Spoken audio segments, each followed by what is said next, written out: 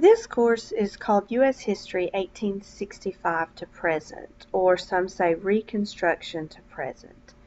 But before we actually start in Reconstruction, I want to talk about why we have to reconstruct. Why do we have to rebuild our nation? And so I just want to do a quick recap of the Civil War. You can see here the Civil War lasted for 4 years, 1861 to 1865. It was the North versus the South, the Union versus the Confederate, the Blue versus Gray, Yankees, Rebels, Billy Yank, Johnny Reb. But most importantly, it was, unfortunately, quite often, brother versus brother, neighbor versus neighbor. It all began when states of the South started to secede from the Union. A secession is the action of withdrawing formally from membership of a federation or body, especially a political state. 11 states seceded from the Union, and you see last on that list is our state on June 8, 1861. There were 2 presidents involved because when the states started to secede from the Union, they created a new country, the United States of America versus the Confederate States of America. The United States was led by Abraham Lincoln, who was from Kentucky and elected in 1860, and the Confederate States of America was led by Jefferson Davis, another Kentuckian, elected in 1861. Who led the armies? There are 2 well-known generals, I hope these names sound very familiar to you. The leader of the Union Army was Ulysses S. Grant, and the leader of the Confederate Army was Robert E. Lee. Let's watch 2 short videos about these generals. Ulysses S. Grant, our 18th president, was a great general, and he had a way with horses. At just 5 years old, Grant could stand on the back of a trotting horse, and he was training them sit by the time he was 9. Good boy. But not everything came so easily to Grant. After graduating West Point and serving in the Mexican-American War, he bounced around from job to job. His own brother hired him as a store clerk, but called him Useless S. Grant behind his back.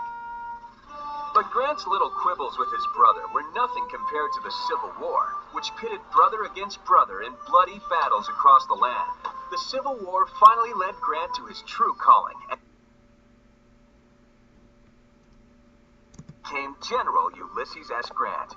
But Grant didn't start out as a happy soldier. The military life had no charms for me. I had not the faintest idea of staying in the army.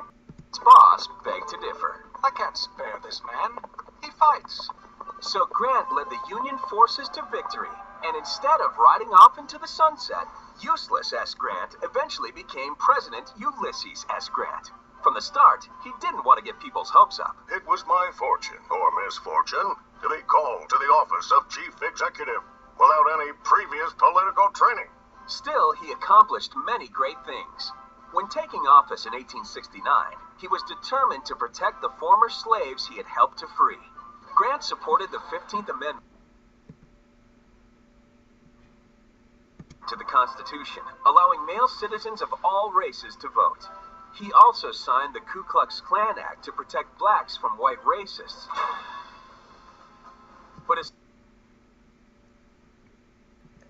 So Useless S. Grant, the general of the Union Army, went on to become our 18th president.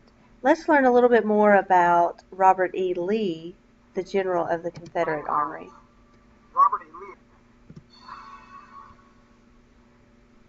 General Robert E. Lee led the Confederate forces during America's deadliest and most divisive war. Despite numerous victories on the battlefield, he ultimately bowed to overwhelming odds. Robert E. Lee was one of the greatest generals in world history. He ranks with Alexander, Hannibal, Napoleon, Frederick the Great.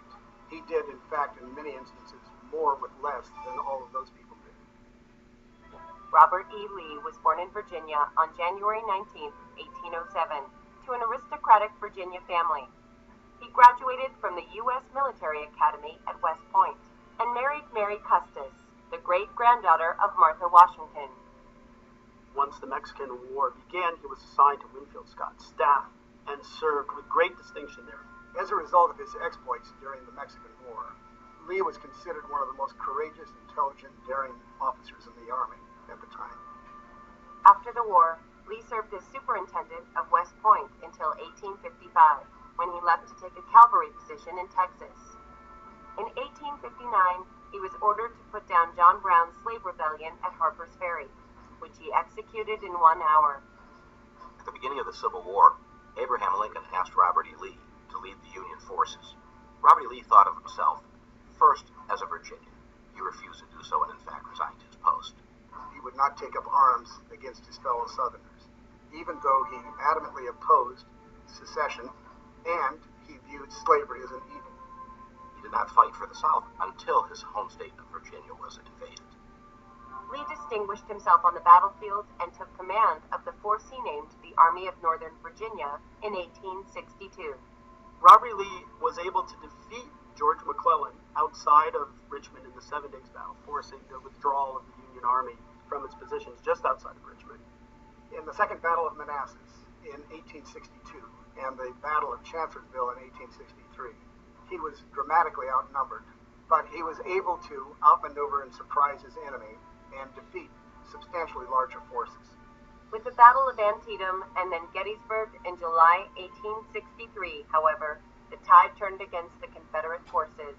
The fact that the war lasted as long as it did certainly is a testament to Lee's abilities as a general, given the overwhelming numbers and material that he faced coming out of the North.